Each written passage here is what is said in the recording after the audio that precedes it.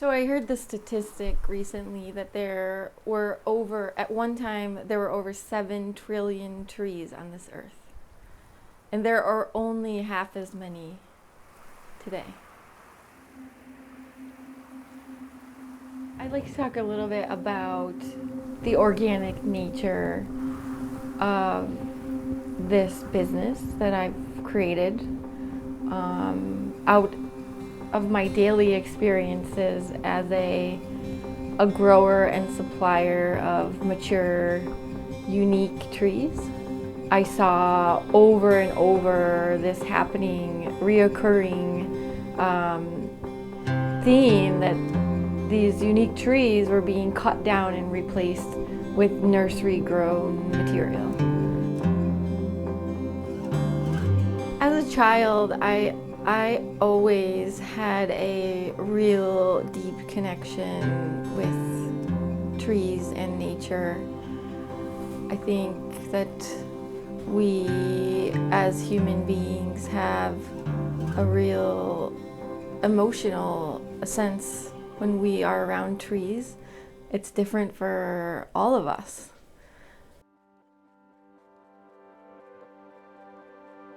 So when I first visited the World Headquarters campus to meet with the FordLand team, I was very impressed by the amount of heritage trees that they had on site. And I wanted to create awareness for them around the value of those trees beyond just what they understood of carbon offset, and then come up with a creative solution to preserving those trees, and in a way that number could be extrapolated for a large corporation like Ford.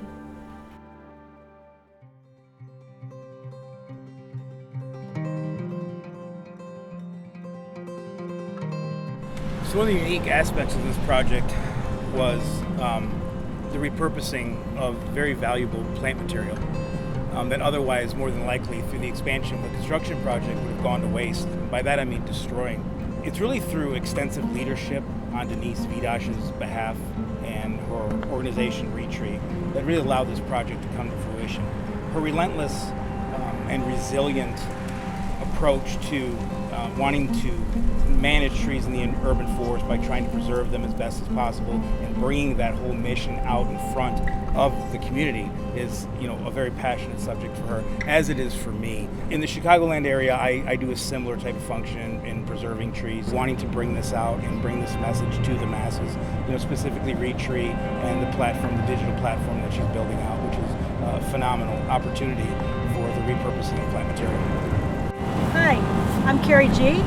And I grew up in the nursery business. I'm a grower of trees. I personally have a lot of trees that I didn't realize were saleable, were savable. This is the perfect way for the future, sustainability of rare and unusual trees. Big trees that would otherwise be destroyed in the construction process or just because people don't want plant material anymore. For instance, the ginkgos that we're moving this week, they're living fossils. Ginkgos have been around since the dinosaurs. The trees that we are moving are probably close to 35 years old. So as far as a lifetime goes, they have taken half of a lifetime to grow to the size that they are. I would say the most challenging issue that I face is the reprogramming of what we as humans have been used to doing for so long, which is when a tree may be overgrowing its location or it's in the way of new construction, we've been programmed to believe that our only option is to cut that tree down. I'm up to the challenge, and I will continue to create the awareness and educate so that everyone understands just how simple the process is and that the option is always there for them, rather than cutting a tree that's been growing there for 40 or 50 years. In our early discovery marketing work, we discovered that the property owners, individual residential homeowners, were the major customer, the owner of those trees. Our goal is to expand and scale this business beyond the commercial market and into the home market, where there's an emotional attachment to trees. In many cases, those trees have been planted when the house was built, or it was planted when you had an anniversary or a special birthday. So there's emotion tied to that tree, and a lot of people do not want to see those trees destroyed. I believe that we have a responsibility to take action, and for me to help educate the professionals in our industry. We have all of these opportunities that people have created to be sustainable. And Ford has been one of the pioneers who has stepped out there and wants to be part of this innovation. It has taken many plantsmen and women to install those trees and care for them over time. Beyond just that, my father was involved in the original installation at the Ford World headquarters.